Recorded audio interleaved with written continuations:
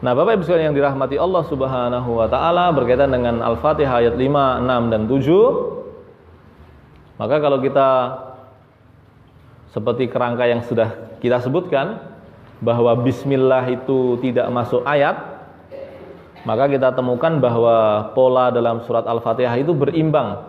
3 ayat pertama itu isinya adalah pujian pada Allah Subhanahu wa taala. Ayat keempatnya berkaitan dengan penegasan siapa diri kita dan siapa Allah Subhanahu wa taala, dengan kalimat yang merupakan penghimpun ajaran semua nabi dan rasul dan semua kitab sepanjang zaman, yaitu iyyaka na'budu wa iyyaka nasta'in. Maka di ayat 5, 6, 7 kita berbicara tentang sebaik-baik permintaan kita kepada Allah Subhanahu wa taala. Ayat 5 dan 6, 7 itu Bapak Ibu sekalian berkaitan dengan hal terpenting yang kita minta dari Allah Subhanahu wa taala. Apa itu bunyinya? A'udzubillahi minasyaitonirrajim. Kalimatnya ihdinas siratal mustaqim. Itu 5-nya. Kemudian 6-nya siratal ladzina an'amta 'alaihim. Kemudian ayat 7-nya ghairil maghdubi 'alaihim waladdallin. Nah, Bapak Ibu yang dirahmati Allah, terjemahan sederhananya adalah, ya Allah, tunjukilah kami jalan yang lurus. Ayat 6-nya jalan orang-orang yang Engkau berikan nikmat. Ayat 7-nya bukan jalan orang yang Engkau murkai, juga bukan jalan orang yang sesat. Ini 3 ayat ini adalah ayat paling penting yang berisi permintaan kita kepada Allah Subhanahu wa taala. Permintaan kita paling penting kepada Allah adalah 3 ayat ini.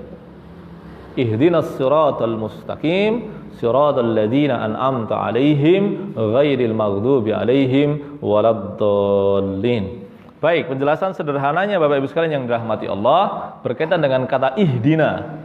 Ihdina itu dari kata hidayah. Ihdina itu beri kami hidayah ya Allah. Ulama menjelaskan bahwa hidayah itu bertingkat-tingkat.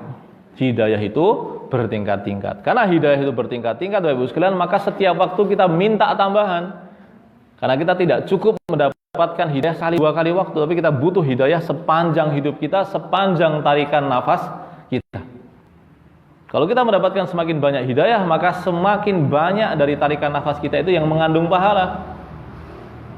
Bahkan kalau perlu hal-hal duniawi kita pun sejak awal sudah mengandung dimensi ibadah karena ada hidayah di situ. Jadi kalau kita kekurangan ibadah, bisa-bisa amal ibadah kita pun ternyata hanya bertujuan dunia.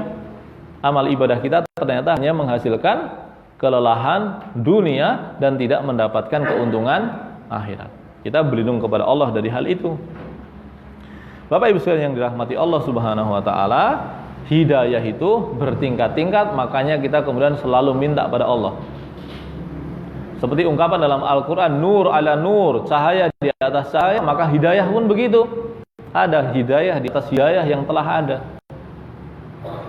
Nah, kemudian kalau didetilkan Bapak Ibu sekalian, hidayah itu sekurang-kurangnya ada 2. Yaitu hidayatul irsyad dan hidayatul taufik. Hidayatul irsyad dan hidayatul taufik.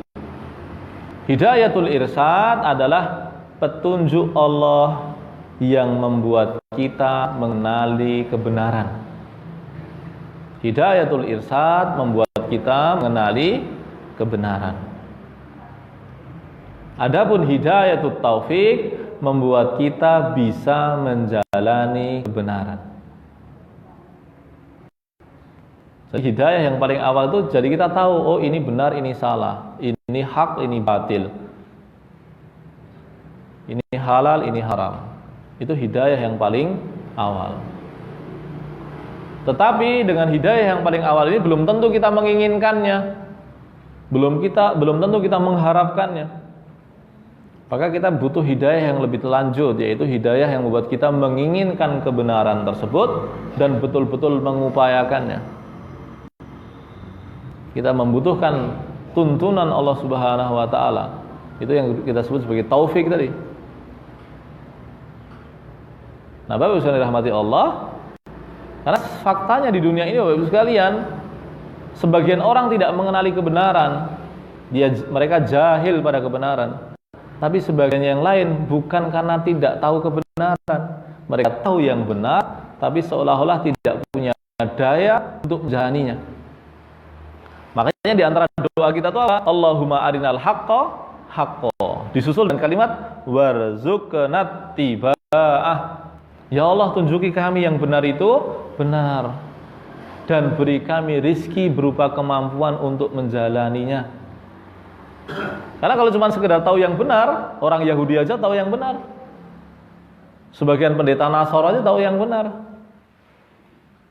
Banyak orang yang melakukan kejahatan itu tahu yang benar itu yang mana, tapi mereka tidak menjalaninya.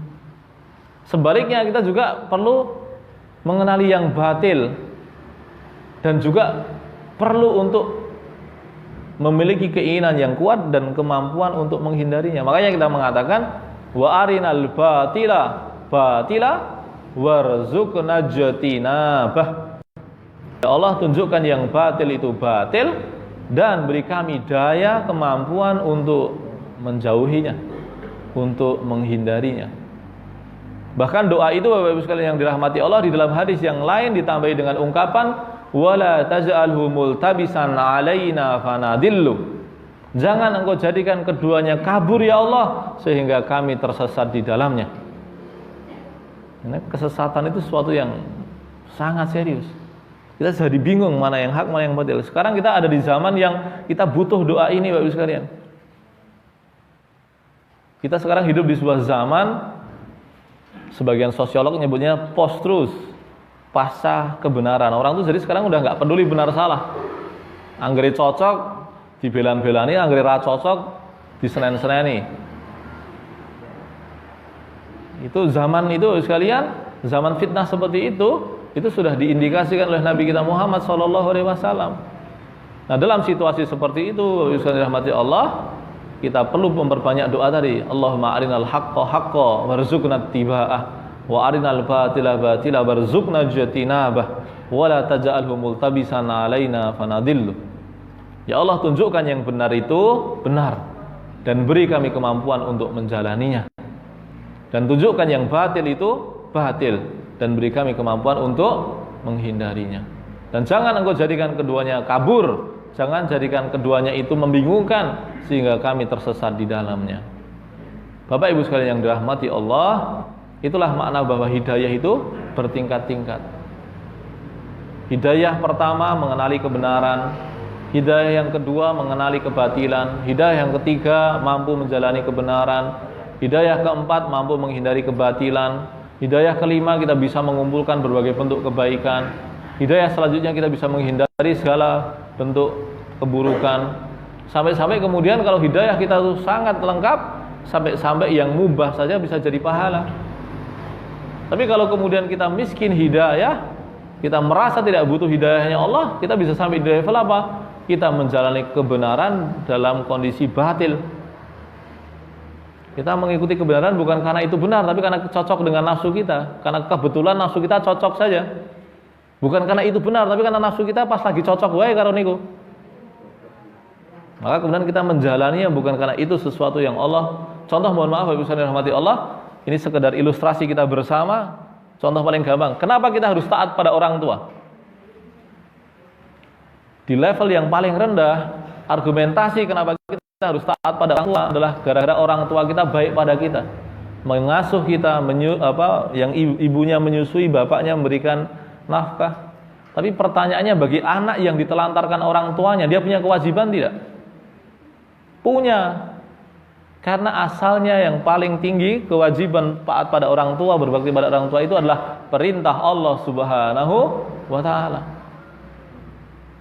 Makanya bagi orang yang berbakti pada orang tua semata-mata karena kecintaannya, karena sejak kecil dirawat, itu bagus itu. Tapi keutamanya berbeda dengan orang yang mereka taat pada orang tua karena mengharapkan ridho Allah Subhanahu wa ta'ala sebagai ketaatan kepada Allah Subhanahu wa ta'ala.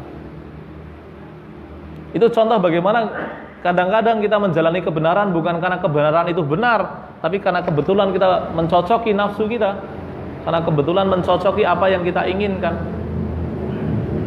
Nah, Bapak Ibu sekalian dirahmati Allah, hidayah itu bertingkat-tingkat. Kita membutuhkannya, kita sangat membutuhkan itu dalam setiap tarikan nafas kita, maka kemudian kita selalu memintanya kepada Allah Subhanahu wa taala. Nah, berkaitan dengan hal ini ada penjelasan yang menarik dari ada kitab yang dibagi-bagikan itu bagi jamaah haji dulu, sekarang kayaknya sudah tidak. Kitabnya itu judulnya Tafsir Usrul Akhir. Tafsir Usrul Akhir. Jadi tafsir 1/10 bagian terakhir Al-Quran, atau tafsir 3 juz terakhir. Di bagian awal itu, di halaman awal itu, di situ ada penjelasan begini.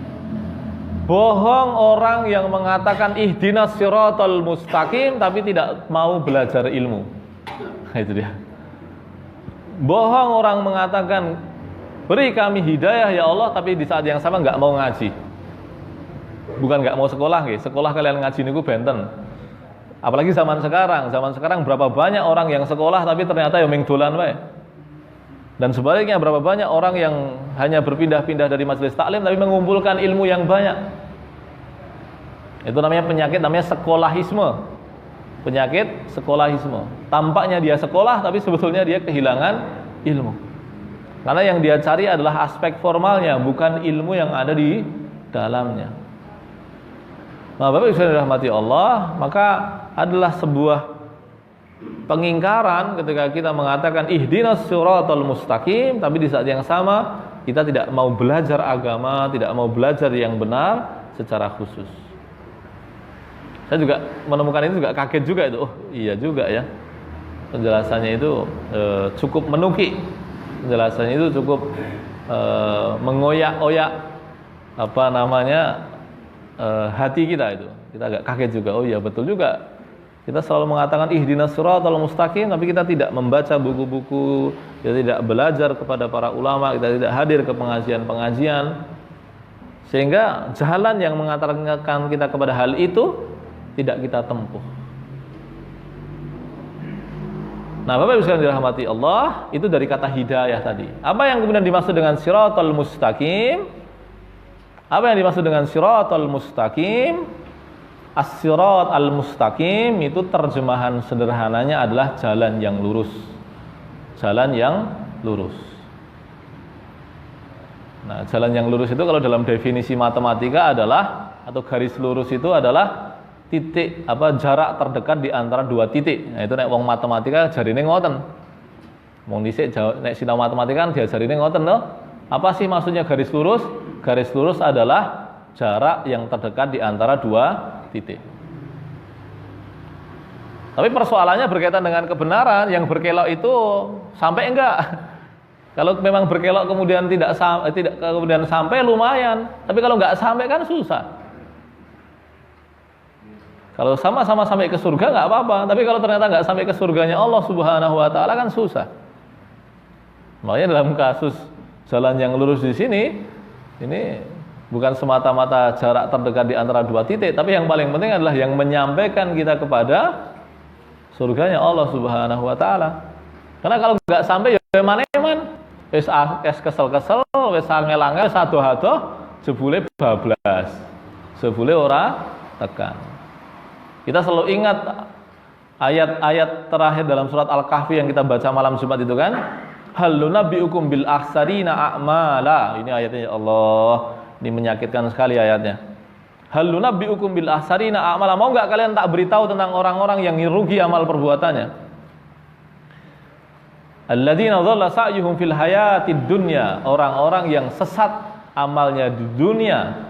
Wahum yahsabuna annahum yuhsinuna sun'a. Tapi menyangka bahwa sudah berbuat kebaikan. Ini ayat ini, Masya Allah, ini betul-betul menyakitkan bagi kita yang berupaya. Karena apa? Jangan-jangan amal yang kita lakukan itu tidak mengantarkan kita kepada keselamatan. Ya sabuna annahum, yuk menyangka saja, dia hanya mengira-ngira wae nek kuwi bener, nek kuwi niku amal soleh, jebule ora. Akhirnya menjadi ahsarina a'mala. Nah, Bapak bisa dirahmati Allah, maka siratal mustaqim itu adalah bukan hanya sekedar jalan yang lurus, bukan hanya yang terdekat dari maksud tujuan kita, tapi yang betul-betul mengantarkan kita kepada maksud dan tujuan kita. Yang benar-benar mengantarkan kita kepada maksud dan tujuan kita. Nah, Bapak Ibu sekalian dirahmati Allah, berkaitan dengan siratal mustaqim itu kalau mau diterjemahkan paling gampang ya Islam. As-sirat al-mustaqim itu ya Islam itu sendiri. Tidak ada jalan lain yang mengantarkan orang kepada Allah, yang mengantarkan orang kepada surganya Allah kecuali Islam. Jalan-jalan selain jalannya Islam tidak akan mengantarkan kita kepada Allah Subhanahu wa taala, tidak akan mengantarkan kita kepada surganya Allah Subhanahu wa taala. Bapak Ibu sekalian dirahmati Allah, itu berkaitan dengan as-sirat al-mustaqim. Nah, operasionalisasinya gampangin apa nggih? As-sirat al-mustaqim itu gampangannya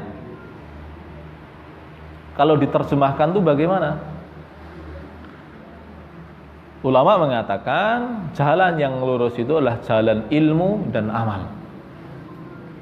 Islam itu adalah ilmu dan amal. Ilmu dan amal. Ilmu itu artinya adalah mengenali kebenaran, amal itu artinya menjalani kebenaran. Ilmu itu yang meluruskan iman, dan ilmu itu yang memandu amal. Nah, nanti ya bisa dirahmati Allah di ayat 6 dan 7 itu penjelasannya menukik, karena itu balikannya. Ayat 6 dan 7-nya itu adalah kebalikan dari ayat kelima ini. Bapak Ibu dirahmati Allah, jalan ilmu dan amal itu adalah jalan yang tidak bisa ditawar. Karena Islam itu dibangun di atas ilmu dan amal. Jadi tidak bisa orang mengatakan, wah, ngomong wae kuwi meng teori, enggak bisa. Karena ilmu itu adalah sesuatu yang berupa bukan tindakan. Dia bukan tindakan. Ilmu itu sesuatu yang berkaitan dengan pemahaman. Ilmu itu berkaitan dengan sesuatu. Makanya Bapak Ibu sekalian dirahmati Allah, nanti di akhir zaman ilmu itu bisa lebih mulia dibandingkan amal, karena kesesatan itu semakin banyak. Pemahaman yang benar itu menjadi lebih mahal, karena pemahaman yang salah itu menjadi sangat dominan. Kalau dulu ketika kebenaran itu sangat gamblang, kerancuan itu sangat sedikit, amal itu menjadi lebih penting dibandingkan ilmu. Karena asumsinya kebanyakan orang sudah berilmu, maka yang perlu diperbanyak adalah amal. Tapi nanti di ujung zaman, ketika kerancuan itu semakin tersebar, kebingungan itu semakin merajalela, maka yang lebih penting adalah mengenali yang benar. Karena kalau orang melakukan banyak amal, tapi ternyata yang mendasarinya adalah kebatilan, yang mendasarinya adalah kesesatan, maka kemudian dia lebih banyak menimbulkan kerusakan dibandingkan kemaslahatan. Banyak. Itu yang kenapa ihdinas siratal mustaqim. Ihdinas sirat, ayat ini adalah ayat yang doa yang paling banyak kita baca dalam sehari semalam kan kalimat ihdinas siratal mustaqim. Karena ini betul-betul serius. Mengenali yang benar dan menjalaninya. Bahkan di akhir zaman, kami ulangi, di akhir zaman seperti sekarang, mengenali yang benar itu lebih mendesak dibanding sekedar melakukan amal. Karena kerancuan itu menjadi dominan, kesalahpahaman menjadi sesuatu yang merajalela. Nah, Bapak Ibu sekalian yang dirahmati Allah Subhanahu wa taala, maka jalan yang lurus itu adalah jalan Islam yang dibangun di atas ilmu dan amal. Bukan yang hanya bermodal ilmu tanpa amal, bukan juga yang hanya bermodal amal tanpa ilmu. Nah, yang hanya bermodal ilmu tanpa amal itu Yahudi. Nanti maka dikatakan maghdubi alaihim. Nah, itu penjelasannya nanti di lain waktu. Orang-orang Yahudi dimurkai karena dia tahu yang benar, sangat tahu yang benar, tapi sengaja menyelisihinya. Abu Jahal itu di zaman dulu disebut sebagai Abul Hakam. Abu Jahal itu dulu karena kecerdasannya disebut sebagai bapak kebijaksanaan, tapi karena dia tahu Nabi Muhammad itu benar, tapi sengaja melawannya, menolaknya, karena menganggap bahwa persaingan antar suku itu tidak bisa dimenangkan gegara orang-orang Bani Hashim punya keturunan seorang nabi, maka kemudian secara terang-terangan pula umat Islam menyebut Abul Hakam yang cerdas itu sebagai Abu Jahal, sebagai bapak kejahilan, bapak kebodohan, karena dia mengenali dan sengaja menyelisihinya. Sebaliknya Bapak Ibu sekalian yang dirahmati Allah Subhanahu wa taala, orang-orang yang banyak berpijak kepada amal tanpa ilmu itu seringkali disebut sebagai orang-orang yang dhal, orang-orang yang menyimpang, orang-orang yang sesat, karena tindakan-tindakannya lebih banyak berangkat dari semangat tanpa mengenali yang benar mana dan yang salah mana. Bapak Ibu sekalian yang dirahmati Allah, itu yang bisa kami sampaikan. Maaf, baru dapat satu ayat lagi. Tadi pengantarnya kelamaan, mohon maaf, untuk mengingatkan tentang hujan. Dan hujannya belum selesai. Shayyiban nafi'ah. Sebelum kami tutup, mungkin ada pertanyaan Bapak Ibu sekalian untuk mengonfirmasi ayat ke-65. Monggo Bapak. Waalaikumsalam warahmatullahi wabarakatuh.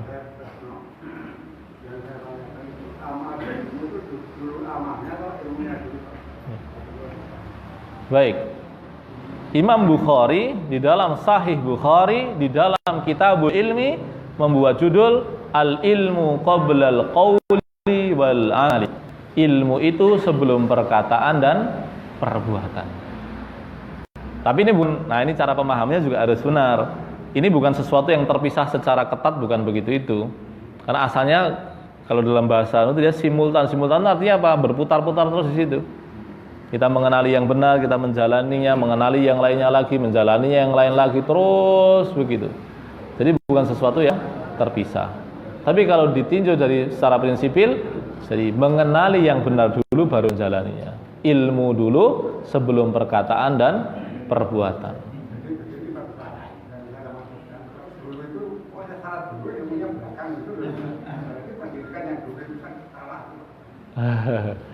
Kalau hal yang seperti itu, kalau tidak berkaitan dengan kebenaran, mungkin bisa dimaklumi ya. Apalagi kalau itu berkaitan dengan metodologi pengajaran, berkaitan dengan metode mengajar, itu memungkinkan, Pak. Tapi kalau asalnya kalau kita mengikuti para ulama, ilmu dulu baru amal. Tapi kalau berkaitan dengan metode mengajar, berkaitan dengan hal-hal yang tidak berkaitan dengan kebenaran, mungkin coba dilakoni sih, engko ilmunya belakangan itu. Tapi kalau dalam sholat nggak boleh, Pak. Dalam sholat, masa iya kita sholat dulu, ilmunya belakangan. Yang memungkinkan adalah kalau orang baru masuk Islam, betul, dia sholat dulu sebisanya, sembari dia menambah ilmu. Ketika dia sudah tahu caranya, dia kemudian memperbaiki caranya. Setelah kemudian tahu caranya, kemudian dia memperbaiki ilmunya berkaitan dengan takbirnya. Dia kemudian sudah mulai menggabungkan antara gerakan yang benar dengan takbirnya. Lalu kemudian dia belajar tentang beberapa bacaan zikirnya. Terus begitu sehingga, tapi secara prinsipil ilmu dulu baru amal. Wallahu a'lam bishawab. Wonten malih Bapak? Kalau tidak ada, kita cukupkan. Bapak Ibu sekalian dirahmati Allah, kami ingatkan sebagai penutup, di waktu hujan begini termasuk waktu doa itu dikabulkan. Maka nanti sembari panjenengan pulang dan hujan-hujanan, jangan lupa untuk banyak berdoa.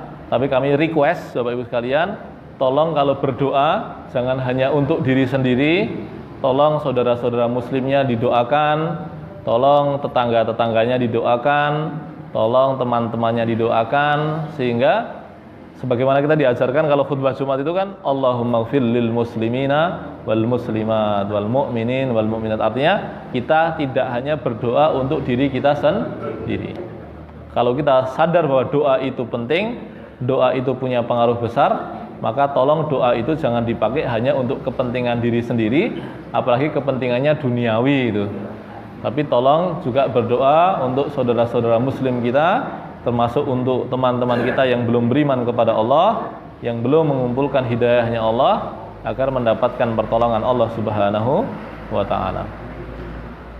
Itu yang bisa kami sampaikan, semoga menjadi pahala bagi kami dan kebermanfaatan bagi Bapak Ibu sekalian. Barakallahu li wa lakum wa lisairil mu'minin wa sallallahu ala nabiyyina Muhammad. Allahumma taqabbal minna innaka antas samiul alim wa tub alaina innaka antal ghafurur rahim. Allahumma ballighna Ramadan ya mujibas sa'ilin. Allahumma barik lana fi Rajab wa Sya'ban wa ballighna Ramadan ya mujibas sa'ilin. Subhanakallahumma bihamdika asyhadu an la ilaha illa anta astaghfiruka wa atubu ilaik. Assalamualaikum warahmatullahi wabarakatuh.